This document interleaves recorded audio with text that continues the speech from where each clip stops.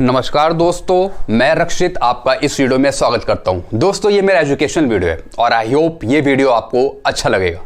इस वीडियो में आपको बताने वाला हूं MACPS के बारे में। MACP क्या होता है, तो मैं इसकी आपको लाइव कैलकुलेशन भी करके बताऊंगा जो मैंने एक सरकारी कर्मचारी की है। आपको लाइव लैपटॉप में बताऊंगा पूरी कैलकुलेशन MACP की। तो सबसे पहले थोड़ी हिस्ट्री जान लेते हैं कि MACP है क्या। तो MACPS की फुल फॉर्म है क्या, तो इसकी फुल फॉर्म है modified assured career progression scheme. तो ये लागू हुई थी 6th CPC में और जो उसका एक्चुअल लेटर जो आया वो आया 1/9/2008 में। तो 6th CPC में ये लागू हो गई थी। और 6th CPC कब से स्टार्ट हुई? 1/1/2006 से। और 7th CPC कब लागू हुई? 1/1/2016 से, जैसा कि अभी चल रही है। तो इसमें सबसे पहले MACP है क्या। अगर कोई सरकारी कर्मचारी लगातार काम कर रहा है और उसकी एक ही पोस्ट है, उसको कई वित्तीय लाभ नहीं मिलते कई सालों से, तो MACP के अंतर्गत उसकी जो लेवल है उसे बढ़ा दिया जाता है, जिससे उसके फाइनेंशियल जो बेनिफिट है वो चेंज हो जाते हैं।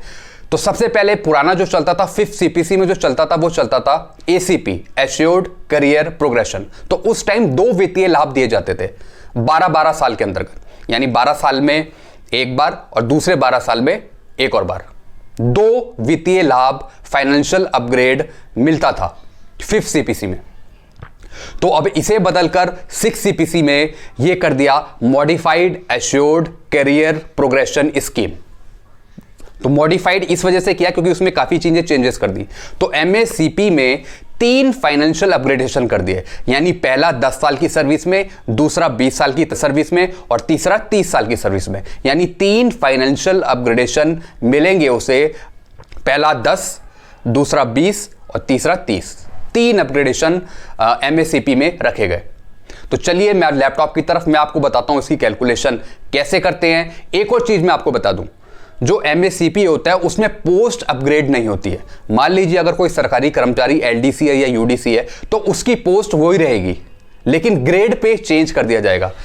ग्रेड पे जैसे किसी का 24 है तो उसका 28 कर दिया जाएगा।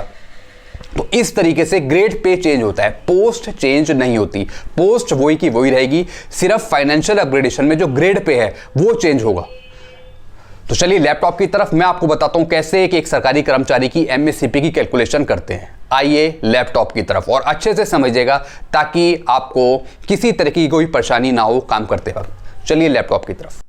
दोस्तों, मैं लैपटॉप की तरफ आ गया हूं और मैं आपको बताने वाला हूं कैसे हम एक कर्मचारी की MACP के तहत कैलकुलेशन करते हैं। तो सबसे पहले मैं आपको एक ऑर्डर दिखा दूं।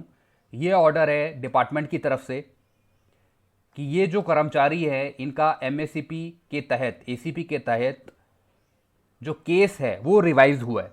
तो इनको जॉब में रहते हुए 12 साल की सर्विस में या फिर 10 साल की सर्विस में कोई वित्तीय लाभ नहीं दिया गया, जिसके अंतर्गत इनकी MACP लगी, ACP लगी और उसके तहत इनको फाइनेंशियल अपग्रेड मिला, जिससे इनके ग्रेजुएटी, कम्यूटेशन और पेंशन रिवाइज हो गई। तो ये मैं आपको ऑर्डर नंबर दिखा रहा हूँ सबसे ऊपर, इसके तहत इनकी MACP और ACP लगी। तो ये जो काम है, जो भी MACP और ACP का काम होता है, ये विभागीय स्क्रीनिंग द्वारा होता है। इसका ऑर्डर नंबर भी मैं आपको दिखा रहा हूँ ऊपर। और ये जो कर्मचारी है ये ग्रुप C के हैं, तो चाहे ग्रुप C हो, चाहे ग्रुप B हो, चाहे ग्रुप A हो, उन सब की MACP लगती है, ACP लगती है। तो ये 2 कर्मचारी हैं ग्रुप C के, सतीश चंद्र केरा और बिशंबर दत्त। ये हैं UDC और ये रिटायर हो चुके हैं।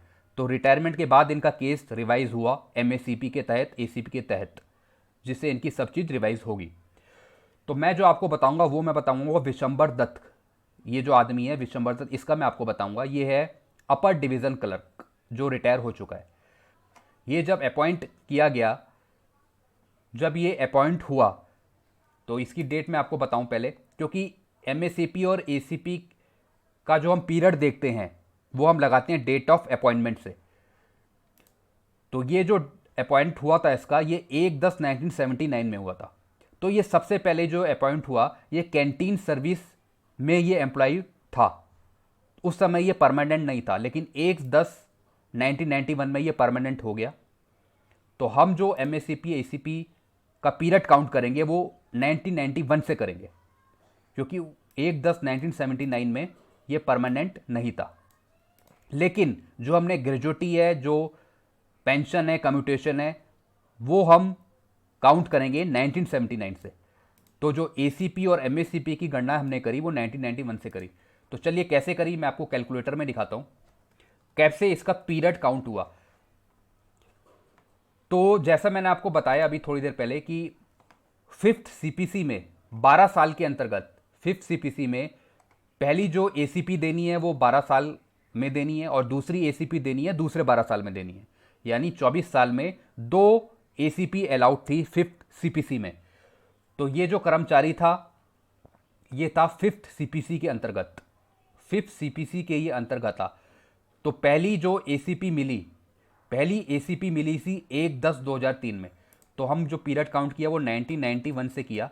तो उस टाइम फिफ्थ सीपीसी में, जैसे मैंने आपकी थोड़ी देर पहले आपको वीडियो भी बताया था कि फिफ्थ सीपीसी में जो पीरियड काउंट होता था वो होता था 12 साल का। तो 1991 प्लस 12 कितना हुआ 2003। यानी पहली जो फिफ्थ सीपीसी में जो इसकी एसीपी काउंट हुई वो हुई 2003 में। उसके बाद सेकंड एमएसीपी यानी 2011 में जो सिक्स्थ पे कमीशन चल रहा था उसमें एमएसीपी दी जानी थी। 1991 से प्लस 20 हम इसमें ऐड करेंगे, 20 साल इसमें ऐड करेंगे, क्योंकि पहली एसीपी थी वो फिफ्थ सीपीसी में 2003 में लग गई थी। तो 1991 से जो दूसरी एमएससीपी दी जानी है वो देनी है 20 साल की सर्विस में। तो हमने 20 काउंट कर दिया। तो 2011 में से दूसरी एमएससीपी मिली और तीसरी एमएससीपी कब मिलेगी 1991 प्लस तीसरी एमएससीपी कितने साल 30 साल। तो हम 30 ऐड कर देंगे। तो 2021 यानी 1/10/2021 में इसको तीसरी एमएससीपी मिलनी थी। तो जो पहले कैलकुलेशन हुई थी इसकी वो हुई थी 2400 ग्रेड पे में। लेकिन अब 2011 में 1/10/2003 में जो उसकी कैलकुलेशन हुई वो हुई 2400 ग्रेड पे में।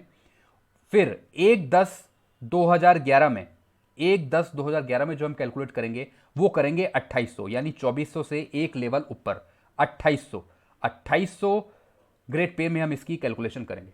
तो चलिए शुरू करते हैं, कैसे कैलकुलेशन करते हैं हम इसकी। तो ये है एमएससीपी के अंतर्गत एक कैलकुलेशन शीट जो है विशंबर दत्त सुंदीराल की। ये है अपर डिवीजन क्लर्क और ये इसका इंस्टीट्यूट है। तो पहले मैं आपको पढ़ के बता दूं, Vishambar Dutt Sundriyal upper division clerk Dehradun से परिषद की सेवा से दिनांक 30/6/2013 को रिटायर हो गए थे। यानी ये रिटायर हो चुके हैं, 30/6/2013 में ये रिटायर हो गए थे। लेकिन विशंबर दत्त सुंदरियाल को आदेश संख्या, ये ऑर्डर नंबर जो मैंने आपको यहां पे भी दिखाया था, ये ऑर्डर नंबर के अनुसार इनको एमएससीपी दी गई और इसके अंतर्गत जो इनका ग्रेड पे था वो चेंज हो गया। तो 1/10/2011 से, जैसे मैं आपको दिखा रहा हूं, 1/10/2011 को इनका ग्रेड पे हो गया 2800, क्योंकि इनकी सेकंड एमएससीपी लगी। पहली एसीपी लगी थी फिफ्थ सीपीसी में और वो लगी थी 2400। तो फिफ्थ सीपीसी जो पीरियड था ये मैंने आपको बताया था 1996 से 2005, यानी फिफ्थ सीपीसी चल रहा था।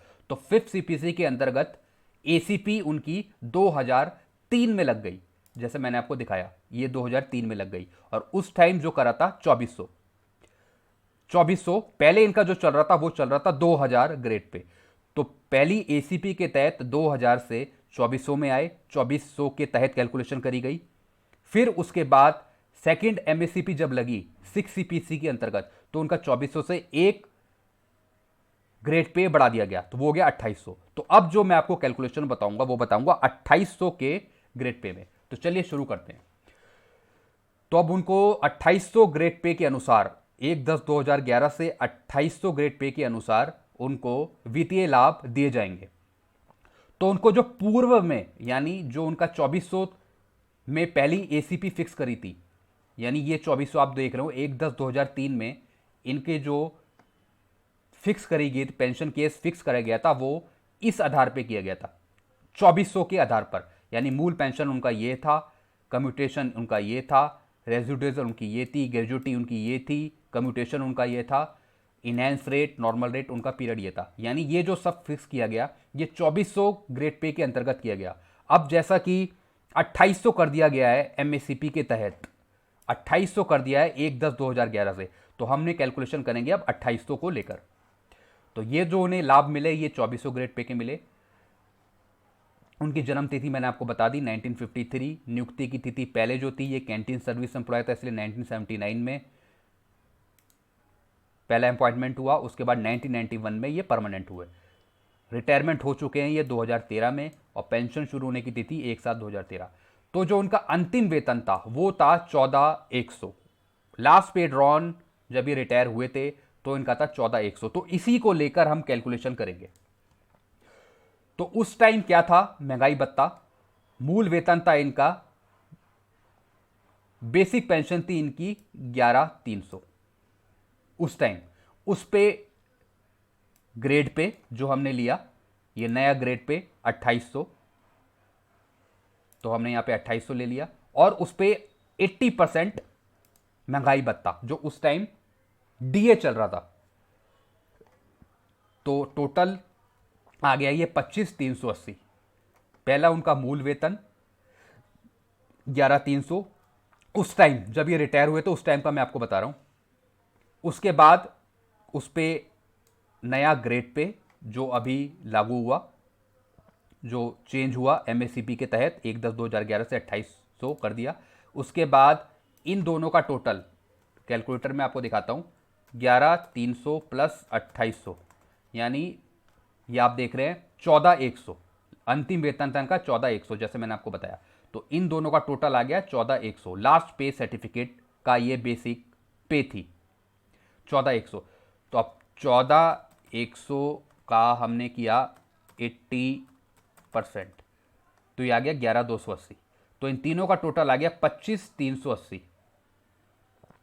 यानी 14,100 प्लस 11,280, तो ये आ गया 25,380 जैसा कि आप देख रहे हैं। तो इनकी जो ग्रेजुएटी काउंट हुई ये होगी 1979 से। तो 1979 से इनको जो कितने साल हो गए, 33 साल से ज़्यादा की सर्विस हुई, तो हमने ग्रेजुएटी कैलकुलेट कर दी 14,18,770।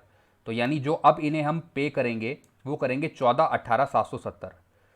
चूंकि हमने पहले भी इन्हें ग्रेजुएटी पे कर दी है 2400 ग्रेड पे के अंतर्गत, जैसे मैंने आपको बताया जो इनकी कैलकुलेशन हुई थी, ये जब इनको पहली एसीपी मिली थी 2400 के अंतर्गत, तब हमने कैलकुलेशन कर दी थी इनकी, और इनको ग्रेजुएटी, कम्यूटेशन, पेंशन दे दी थी।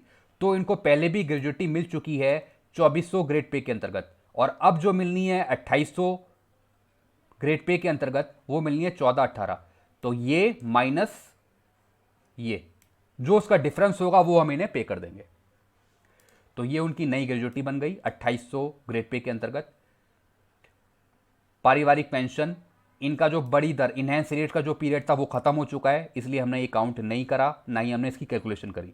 जब इनहेंस रेट का या बड़ी दर का पीरियड खत्म हो जाता है तो वो हमें लेने की जरूरत नहीं है, ना ही उसे हमें कैलकुलेशन करने की जरूरत है।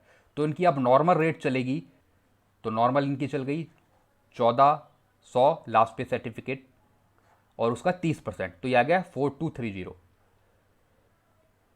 और इनका कम्यूटेशन भी चेंज हुआ है, जो हमने कम्यूटेशन काउंट किया है ये किया है 2800 ग्रेड पे के अंतर्गत। तो कम्यूटेशन कैसे निकाला ये भी मैं आपको बता देता हूं। जो अंतिम वेतन था इनका 14,100, तो इसका हमने कर दिया 50%, तो हो गया है 7,050। तो 7,050 का 40% हमें करना है। तो ये देखिए ये आ गया 2820। तो 2820 इंटू 12 इंटू 194।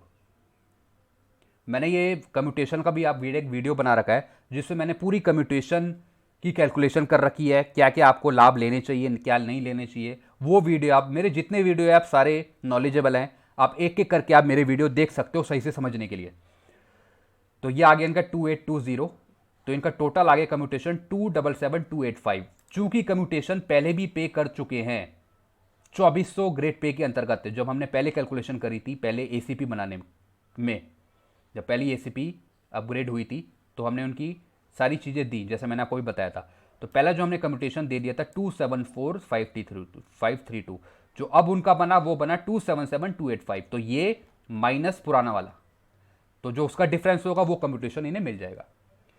अब देखिए, एमएससीपी योजना के अंतर्गत दिनांक 1/10/2011 से ग्रेड पे 2800, जैसे मैंने आपको बताया 1/10/2011 से इनका 2800 चेंज हो गया था, 2800 में अपग्रेड कर दिए गए थे ये।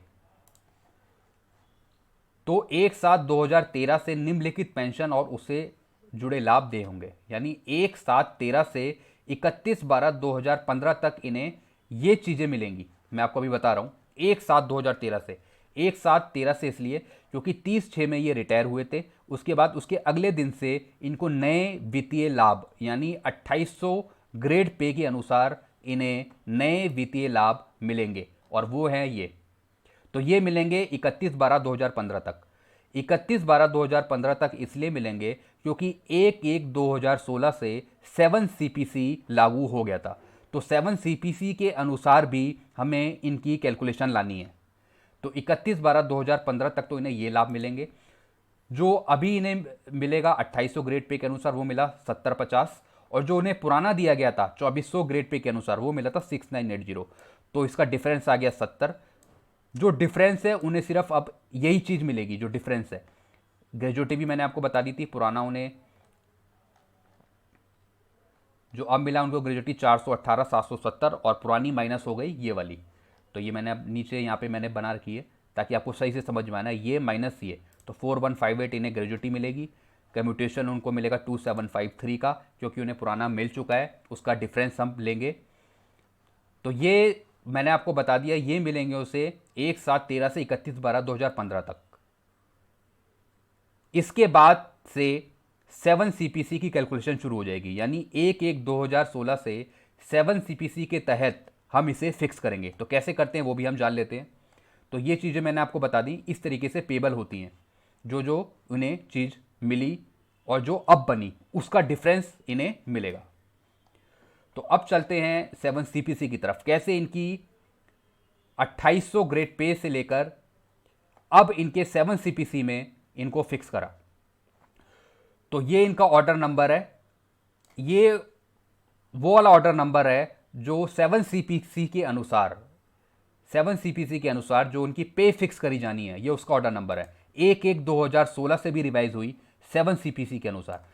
तो ये ऑर्डर नंबर है के अनुसार श्री बिशंबर दत्त को 1/1/16 से 7 सीपीसी के तहत दिए जाने वाले वेतन, ये तो मैंने आपको बताया कि 1/7/13 से जो उनका 2800 ग्रेड पे था, 2800 ग्रेड पे जो हमने चीज़ें फिक्स करी 31/12/2015 तक, ये चीज़ें इन्हें मिलेंगी। और फिर 1/1/2016 से 7 सीपीसी के तहत इन्हें लाभ दिए जाएंगे। तो इनका जो वेतन है वो किया 37,000। अब 37,000 कैसे फिक्स किया, तो सबसे पहले हम देखते हैं इनका लास्ट पे सर्टिफिकेट में जो अमाउंट था क्या था। 7 सीपीसी के अनुसार कैसे फिक्स करना है वो भी आप सीख लीजिए। कैलकुलेटर है मेरे पास, 14,100 लास्ट पे ड्रॉन इंटू 2.57। तो ये 6 से 7th में आने के लिए मैंने आपको एक पूरी कैलकुलेशन का एक वीडियो बना रखा है। 4th से 5th में जाने के लिए, 5th से 6th में जाने के लिए, और 6 से 7th में जाने के लिए कैसे कैलकुलेशन करी जाती है, वो वीडियो आप आई बटन पे या फिर मेरे जो वीडियोस हैं उसमें भी आप देख सकते हो कि कैसे 4th से 5th, 5th से 6th, 6th से 7th में जाने के लिए हम कैलकुलेशन करते हैं। तो अंतिम वेतन था इसका 14,100, तो हमें जाना है 7 सीपीसी में। दोबारा देखिए, इंटू 2.57, तो ये आ गया 36,237। तो सबसे पहले हमें 7 सीपीसी की टेबल में आना है। ये 7 सीपीसी की टेबल है, इसमें हमें जाना है 2800 ग्रेड पे, 5200, 20,200, और ग्रेड पे था 2400। 2400 तो ये पुराना वाला है, लेकिन हमने जो फिक्स किया था वो नए ग्रेड पे के हिसाब से फिक्स किया, यानी 2800। तो मुझे जाना है 2800 पे। तो ये देखिए मैं 2800 पे आ गया। तो इस टेबल के अंतर्गत मुझे देखना है, लेवल 5 में देखना है, जैसा मैं आपको यहाँ पे भी दिखा रहा था। लेवल 5 के अंतर्गत हमें इसे फिक्स करना है 7 सीपीसी के तहत। तो मैंने जो कैलकुलेशन की थी, कितना आ रहा था उसका 2.57 करके 36,237। अब यहाँ पे मुझे देखना है 36,237 कहाँ पे आ रहा है।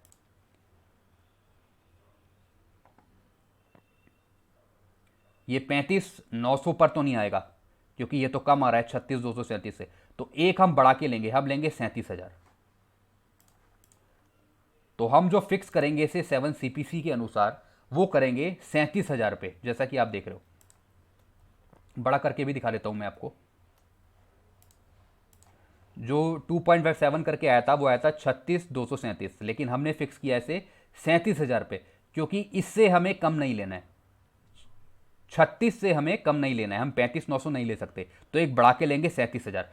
तो जो हम पे 7 CPC के अनुसार जो इसका फिक्स होगा वो होगा 37,000। तो 50% उसे मिलेगी 18,500 और नॉर्मल हो जाएगी 11,100। मैं आपको इसमें भी दिखा देता हूँ लास्ट में। ये देखिए 37,000 पे हमने इसे फिक्स कर दिया। तो लेवल था इसका 5, लेवल इसका 5 है और इंडेक्स है 20।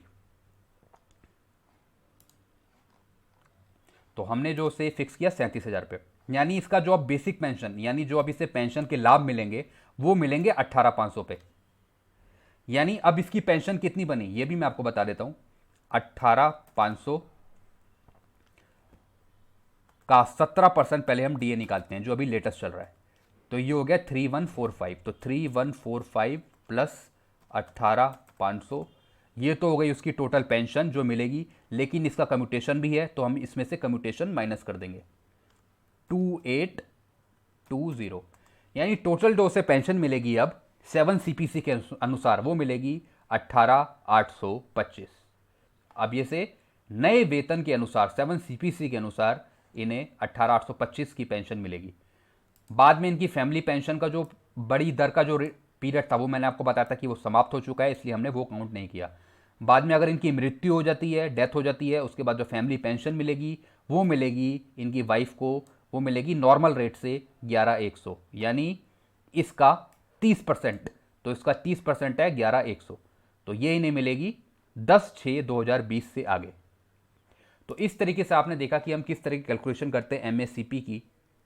इसके रिगार्डिंग आपको कुछ पूछना हो तो डायरेक्ट आप मेरे को कमेंट करें। तो इनको 1/7/2013 से मैंने आपको बता दिया 31/12/2015 तक इनको पुराना जो मिला 2400 में जो इनको चीज़ें मिली, और जो 2800 में जो अब जो हमने बनाई, उन दोनों का डिफरेंस उन्हें पे होगा। और बाद में मैंने आपको बता दिया कि 7 CPC में कैसे हम इनकी कैलकुलेशन करी इसके हिसाब से। तो इसके रिगार्डिंग आपको कुछ पूछना हो MSCPC के तहत तो आप मेरे को डायरेक्ट कमेंट करें, ताकि आपको अच्छे से समझ में आ जाए। कुछ चीज़ समझ नहीं आ रही है तो डायरेक्ट आप मेरे को पूछ भी सकते हैं। मेरे पुराने वीडियोस आप ग्रेजुएटी से रिलेटेड, कम्यूटेशन से रिलेटेड, पेंशन से रिलेटेड, एडिशनल पेंशन से रिलेटेड, कैसे पेंशनरों का इनकम टैक्स बनता है, वो सब वीडियो मैंने आपको मेरे चैनल पे बनाए हुए हैं। तो आप मेरे चैनल पे जाके वीडियोस आप देख सकते हो नॉलेज के लिए। तो अगर आपको वीडियो अच्छा लगता है तो आप वीडियो को लाइक करें और चैनल को आप सब्सक्राइब कर सकते हैं और अच्छे वीडियोस के लिए। तब तक के लिए थैंक यू वेरी मच।